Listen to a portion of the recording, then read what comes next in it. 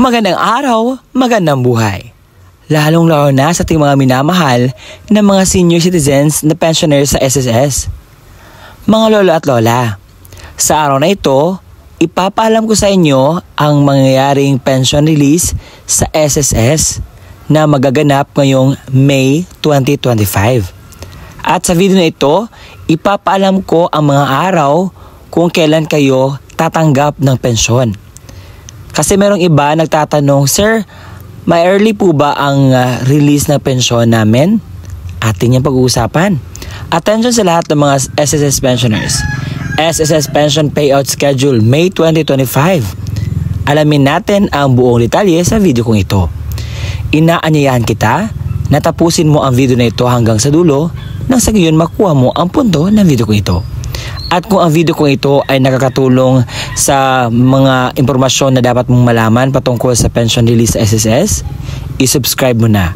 At kung gusto mo na maging updated ka sa mga videos na i-upload ko pa dito sa aking YouTube channel, i-bell notification mo na. At ngayon, hindi natin na papatagalin pa atin itong pag-uusapan. Ayon dito sa Circular Number 2020-024, ito po ay para sa lahat ng mga SSS retirement, partial disability, total disability, and death or survivor pensioners. Ang subject na ito ay revised schedule ng inyong monthly pension release through PisoNet or Philippines Electronic Fund Transfer System and Operation Network and other checklist disbursement channels.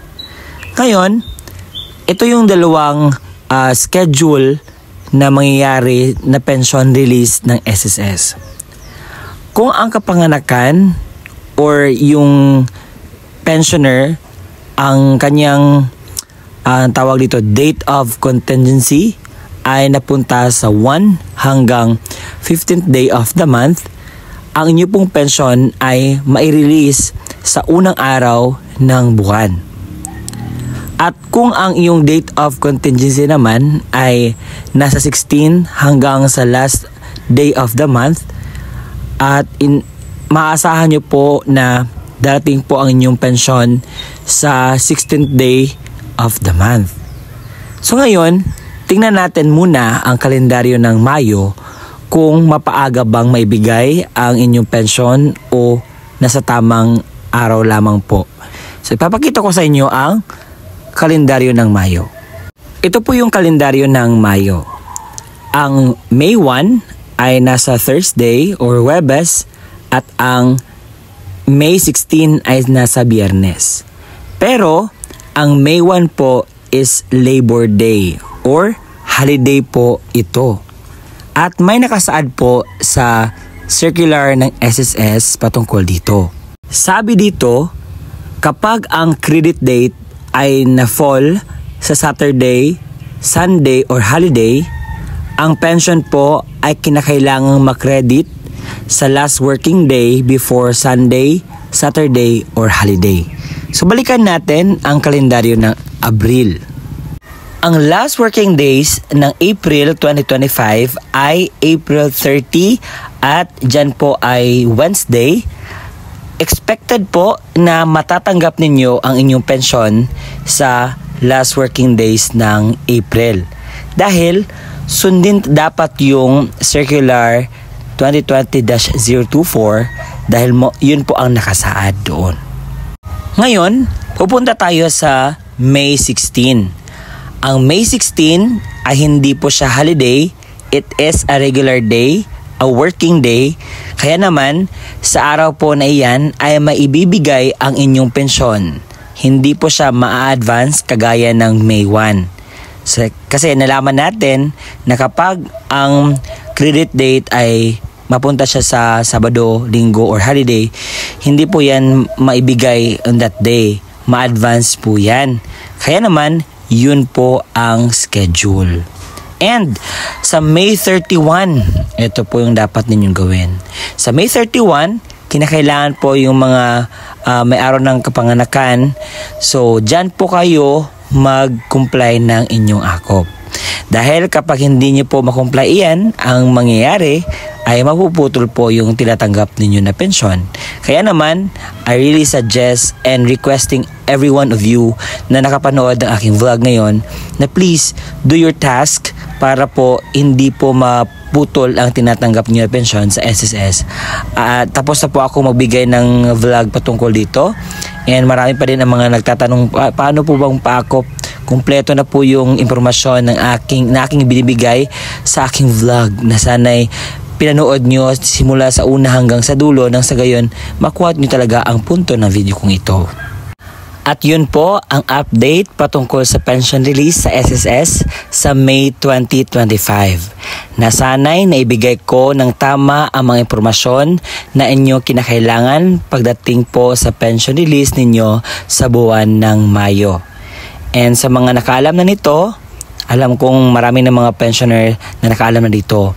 And let us consider sa mga bago pa lang naging pensioners, kagaya ng mama ko na kaka 65 pa lang niya, and first pa niyang kumuha ng pensyon, and hindi pa niya alam ang schedule. Kaya naman, in-inform ko siya, ipinalam ko sa kanya ang ganyan na pamaraan sa SSS patungkol sa pension release. Kaya naman, kung alam ninyo, that's good. Kung hindi nyo pa alam, that's nice po na mapanood ninyo itong video na ito.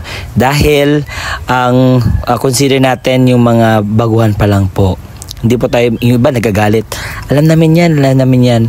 Kung alam nyo po, mas mabuti kasi meron na kayong ideya or knowledge patungkol dito. Kasi sa akin lang naman, sa mga bagong pasok, kasi maraming ng mga bagong senior citizens, kasi pinupuntahan ko yung analytics ko at nakita ko yung mga bagong senior citizen na nakapanood ng aking mga contents. Kaya naman, inulit-ulit ko na ibigay ang mga impormasyon na kagaya dito para naman makatulong ako sa konting pamaraan lamang po. And sa mga hindi pa nakakapag-comply, ay kinakailangan po mag-comply na kayo sa April 2025 na akop. Kinakailangan nyo po mag-comply dahil ang hirap po na maputol po ang inyong pensyon. So mag-aantay pa kayo ng ilang buwan before kayo makatanggap ng payout. Nasanay may nakuha kayong aral patungkol sa ating content ngayong araw, at gusto ko lamang po i-avail yung sarili ko na i-inform kayo patungkol sa mga impormasyon na dapat ninyong malaman. At ako po si Ruel Mendoza Tanyo. Maraming salamat po sa palagiang panonood, pagtangkilik ng aking mga contents, na ang purpose lang po nito is to really help you na malaman kung ano yung mga update patungkol sa SSS update. And sa mga nagtatanong patungkol po sa second tranche 1K pension increase, paulit-ulit kong sinasabi, huwag po kayong maniwala sa mga nakita ninyo na mga AI videos na nagsasabing meron ng second tranche 1K increase. Hindi po yan totoo, dahil ang totoo po, wala pa pong update patungkol dyan dahil wala pa pong pondo na ibibigay para sa second tranche. Alam kong marami ang nagtatanong, nagagalit dahil ang tagal na ng sinasabing second tranche pero hindi pa talaga tumitinag yung pondo dyan. So sabi pa ng SSS President, kinakailangan pa talaga ng oras para maibigay po yung study na mapondohan or pwede ba siyang pondohan or pwede nang ibigay.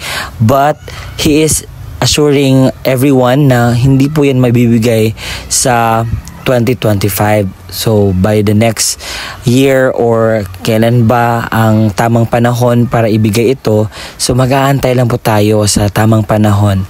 Alam kong yung iba na frustrate na sa pagkanood ng lahat ng mga AI videos na nasabing nasa ATM na daw nila, and pag check na kanilang ATM wala namang nakikitang pera. Oo, alam kong sobrang hirap maging gusto natin na mag-increase dahil marami talaga tayong bilihin or need natin ng mga maintenance or pambayad sa lahat-lahat, pero hindi pa talaga maibigay. So sorry for this time, but I only giving you the information. Huwag po kayong maniwala dyan sa mga AI videos na yan dahil kayo lang po ang niloloko dyan. ang mga legit na vloggers po ang pupuntahan nyo dapat. Or kung hindi nyo man makita ang mga legit na vloggers, kayo po mismo ang mag-verify. Madali lang po mag-verify. Punta kayo sa website ng SSS or pumunta kayo sa page ng SSS dahil nag-a-announce po sila ng anong update patungkol po sa benefits para sa ating mga senior citizens. So, see you again next time. Ako po si Roel Minisatano. Nagpapasalamat paulit-ulit sa inyo sa inyong pagsuporta at pagpanood sa aking YouTube channel. Bye-bye!